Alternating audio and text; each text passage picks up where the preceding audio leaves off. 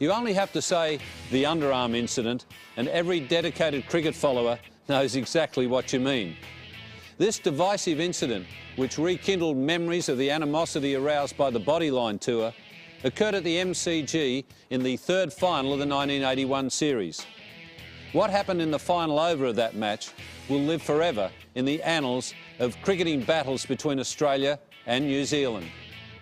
Richard Hadlee, and will he be able to perform the miracle New Zealand so badly needs? Trevor Chappell to the demon Hadlee. 6 balls remaining. He's hit that and he's hit it well. It's going to Max Walker. And that's 4. My, what a start! Wow! 11 required for victory. 5 balls to be bowled. Well, I would say that Greg Chappell's got to get Max Walker out of that position. That's Hadley's favourite hitting position. Trevor Chappell.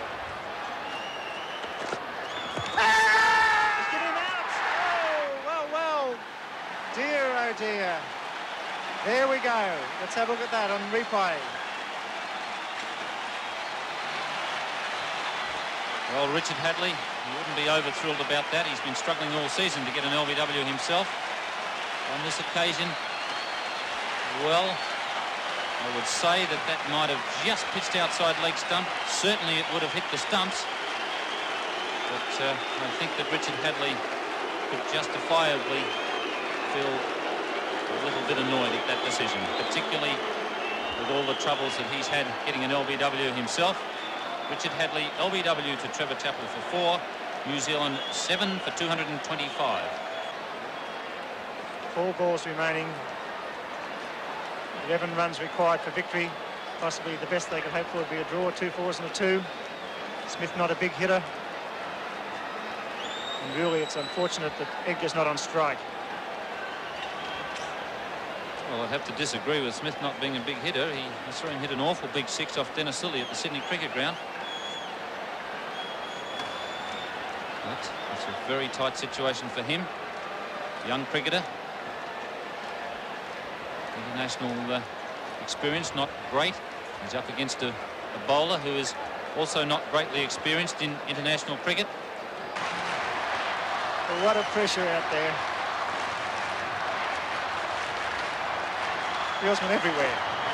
He's hit it well. Go for 2. And they get it.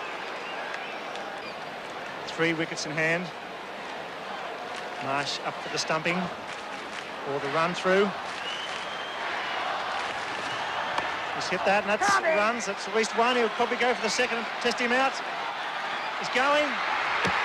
He's made it. He's home. What a great effort. Ian Smith, crowd is stunned.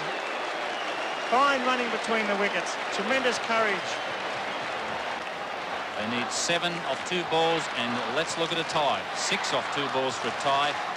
7 off 2 balls for a win to New Zealand. Trevor Chappell, the bowler. Smith, the batsman. 52,000 people in front of their seats. There you go.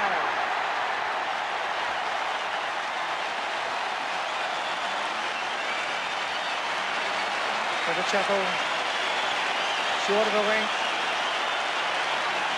Trevor Chappell coming on to bowl the last and vital over. Put away for 4, and he's picked up 2 wickets. Trevor Chappell slamming that one in short of the length. It doesn't bounce very high, and that's what's beaten Ian Smith. The fact that it's kept a little bit low. He was hitting across the line, looking for the big hit over mid-wicket. It's gone underneath his bat and just hit about just under halfway up the stumps. Ian Smith is out, bowled Trevor Chappell for 4. 8 down for 229.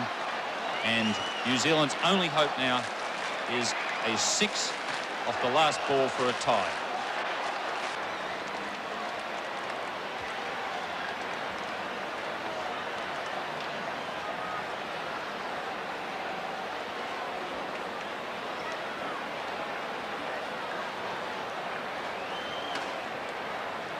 Long discussion. Well, it looks to me as if they're going to bowl underarm off the last ball. Rod Marsh is saying no, mate, but I'm sure he's going to bowl an underarm delivery on the last ball and bowl it along the ground and be sure that it has not been hit for six. The umpires have been told, the batsmen have been told, and this is possibly a little bit disappointing. Let's make sure it is an underarm, but I've got the feeling as a big ex-Victorian skipper, they're going to bowl an underarm. Have you ever believed it? And that's a disappointing finish. Disappointed Brian McKechnie, the crowd boo. And it's all over. After 50 overs, New Zealand 8 for 229. Well, that's disappointing. Bruce Edgar saying, what's going on? I'm very disappointed, Bruce Edgar. At the moment, Power's coming onto the field. No wonder the New Zealanders are disappointed, and none of them more disappointed than their skipper, Geoffrey Howe. There he is now, talking with the two umpires Cronin and Weezer, and I know exactly the reason he's out there. He's played his cricket over in the United Kingdom with Surrey for a number of years, and the Benson and Hedges domestic competition there is a series of rules designed to make the game flow freely and to avoid incidents such as the one that happened here today.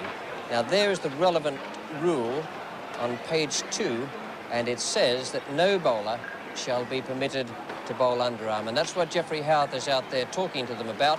It is not in the Australian Benson and Hedges World Series Cup rules because the administrators didn't put it in. I hope they put it in by tomorrow morning, otherwise there'll be a lot of criticism for what was a disgraceful performance out there today. The other thing is that the reason it all happened, in my opinion, is that the captain got his sums wrong.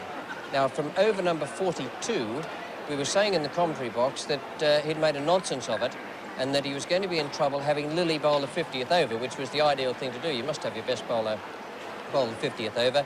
And Lilly, Marsh and Greg Chappell and Hughes were there counting on their fingers trying to work out who should bowl 46, 7, 8, 9 and 50.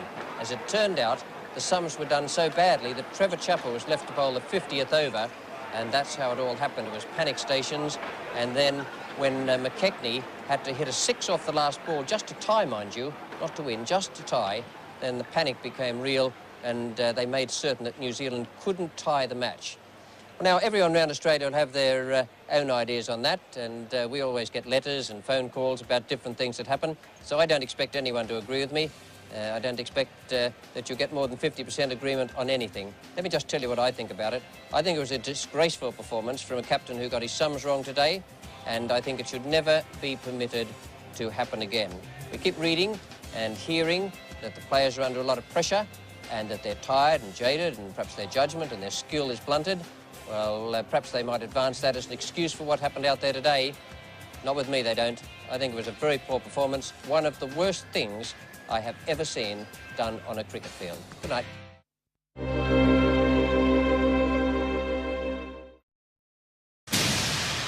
This has been another presentation of Nine's Wide World of Sports.